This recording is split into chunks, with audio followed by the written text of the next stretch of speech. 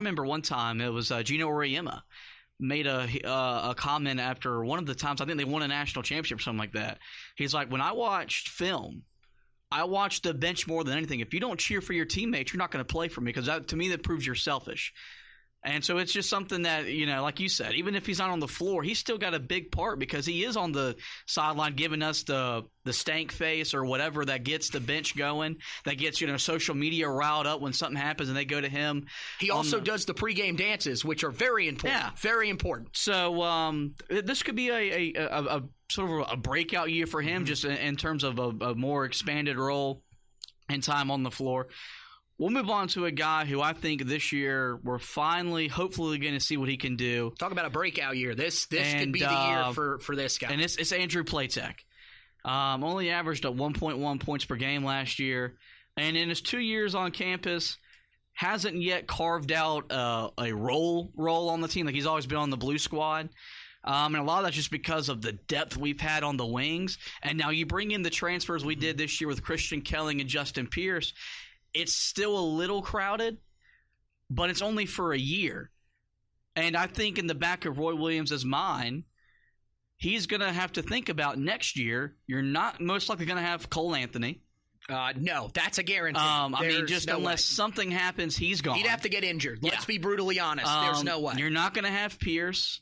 No. Or Kelling. No, they're both graduates. And Brandon Robinson also And Brandon gone. Robinson is also a senior. Gone, So when Twitter's freaking out in middle of December because Andrew Platek's on the floor early in the game, let's say we're down 8, well, that's because Roy Williams is also thinking about winning that game and later on in the year, but he's also thinking, well, this guy's going to be here next year, and we're going to need him.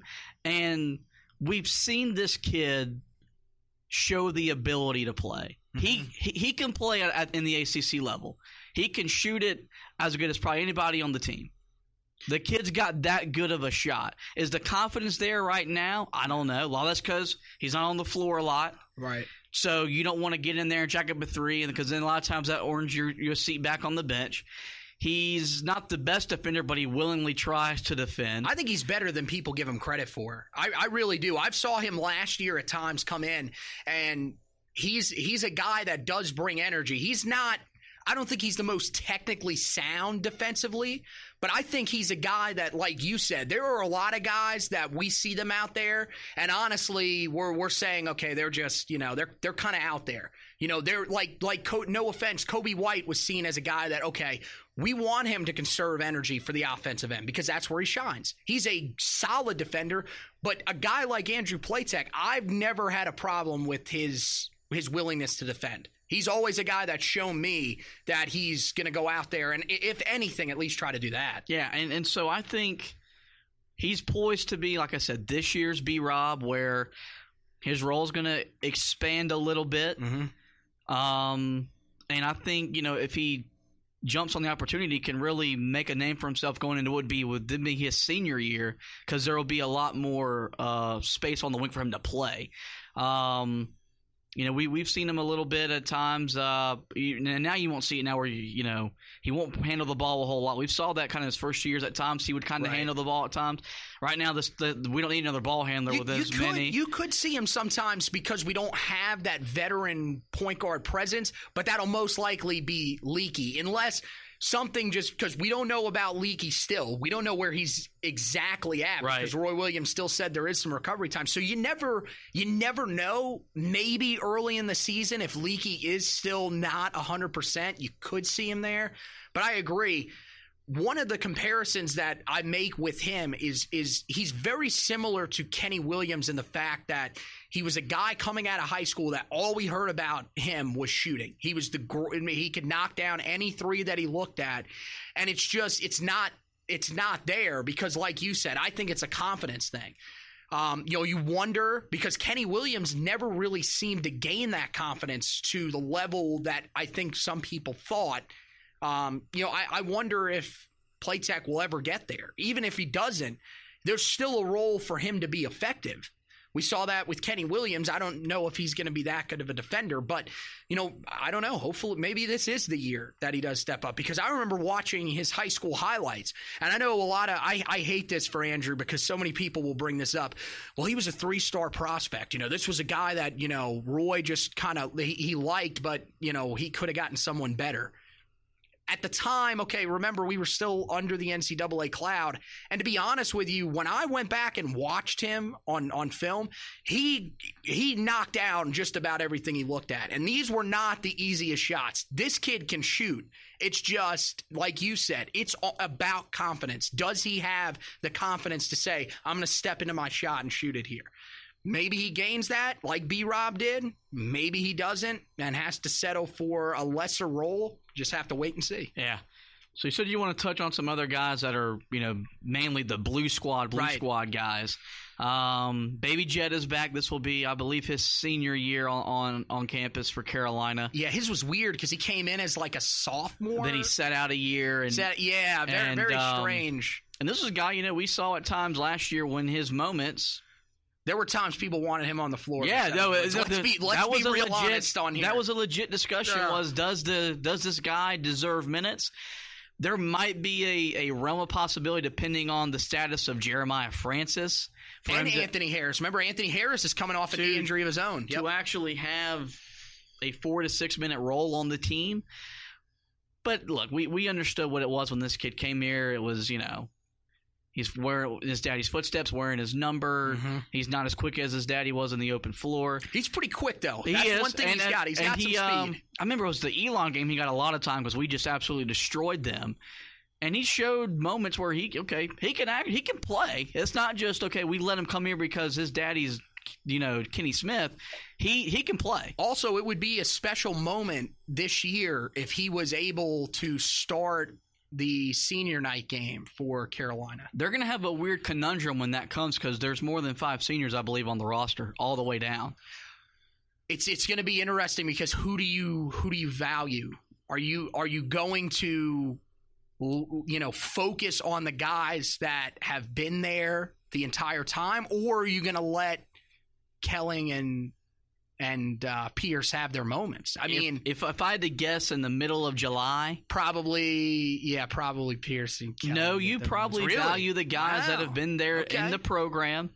We don't play Duke on senior night, so there's not the. Who is that? Do we know who that game? I don't know. I just know it's not Duke because we finished with Duke last year at home. That's not been released yet. The AC schedule has not been released, so we don't know. So don't even bother looking that up. But I thought maybe that slipped under the radar. No, I've been focused on football recruiting. But so that would probably be where I would go. But yeah, I remember because I was listening to the Carolina Insider and Adam Lucas made a statement about that where there's like 6 or 7 scholarship seniors on the roster, and so they'll probably all be on the floor. But like when the time comes to tip off, you'll put the 5 out there, and then we'll go play basketball. But and some other guys that are going to be back from the blue squad to keep an eye on. Shea Rush will be back. Yeah, this is his senior year. This is a guy that he's made a name for himself more off the floor with his style and his changing hairdo each year. Yeah, and kind of like Brandon Huffman, you'll see him over there dancing and celebrating. And this was a kid who really came out of the shadows of Kansas to come play at North Carolina. It's always cool seeing him on the floor. I believe Walker Miller's back. This will be his. Yeah, baby. I think it's junior year, right? I believe it's either his junior or senior. He'll be back. And I mean, this is a kid that at times we've seen make some moves in the post that would probably put Sterling Manley to shame, So this is another guy that there have honestly been calls to go to Walker Miller. Yeah, I mean, this happens every. I love Walker Miller because he's, It happens every year though when these guys get on the floor and they do something. Everybody remembers our guy Kane Ma. The Kane Ma revolution. And that was fantastic. And we were, we're frustrated with another guy, so I was like, well, maybe this guy deserves minutes. Well, we're not a Hall of Fame head coach who's won 3 national championships and coached in 9 Final Fours. So you're not going to hear any questioning on this podcast. Is that everybody for the blue squad that we need to discuss? I am trying to make sure that we get everybody in here since we've been going through all of these guys. Okay, here we go. Ryan McAdoo will also be back. That is the son of Bob. Yeah. He's back. Junior. Was he on the roster? I don't think he dressed as a guy last year. I don't think he so was either. A JV guy. But he will also he's a walk on. And then that's our guys. I just wanted to mention all of those guys because they are part of the team. Look, even though you don't see them out there, maybe you only see them a few times a year in garbage time. These guys are important parts of the team. You see them in the videos all the time, and they're guys that they're there for a reason. You see all of the videos of the guys in practice. If you look closely, the guys they're practicing against are these guys.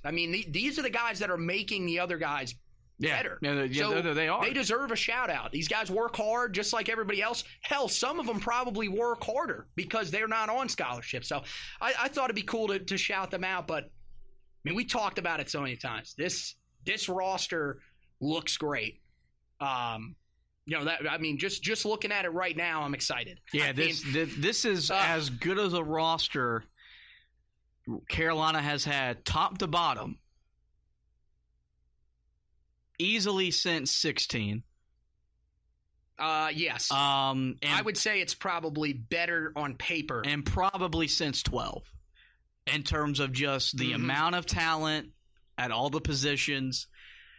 We're complaining about depth on the inside. You've got at least 3 bigs you can put out there. Well, they're going to go small ball, I think, on a lot of occasions. And probably with Huffman, you still go 4 deep on the inside. The perimeter is loaded with young talent and experienced talent, which you need both, especially in March, because that's what wins in the tournament's guard play. Right. So yeah, this roster, when you look at it, it's why I have them. If I had to pick a team to win the ACC, I'm picking Carolina.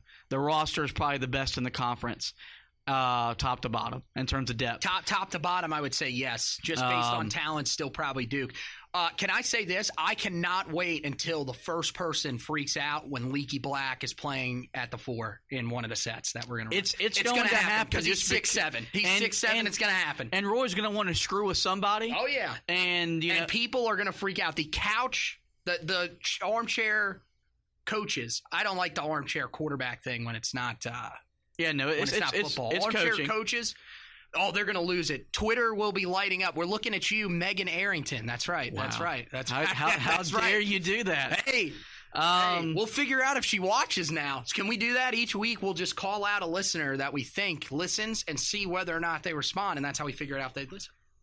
We'll go ahead and move on from that. That's a pretty good idea to keep in the back of our mind, especially during the season when we see the fans that we talk about that we don't like. We're going to keep our favorite tweets.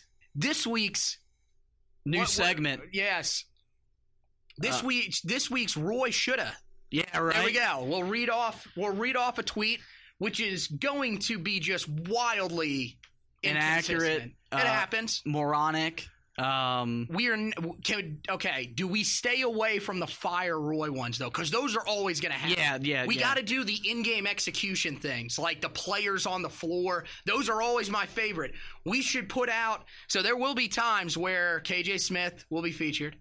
Yeah. KJ Smith should be starting at point guard. Trust me, something like that's going to happen, and I like that. I like this. This is going to be a good segment on this show.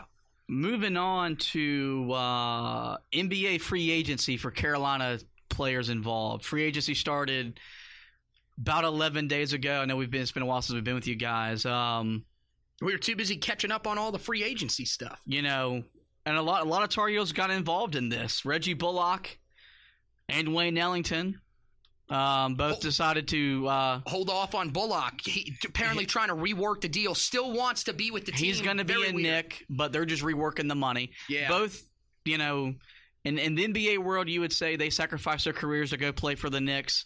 For us, we're kind of happy about that. Yeah, that's about all we're happy about as Knicks. As Knicks fans, great signings. But yeah, both of them to the Knicks. Bullock It was reported a 2-year, $21 million deal. Like Anthony said, it is. They are working some kinks out on that. Ellington, a 2-year, $16 million deal. Kind of a bargain for one of the league's better three-point shooters. Two really good upgrades for the Knicks when it comes to three-point shooting. Yeah, A team that did not shoot the ball well last year. So that helps. Harrison Barnes signed a 4-year, $85 max deal with the Sacramento Kings. I like it. I like the fit for him in Sacramento. I feel like that's a good place for him because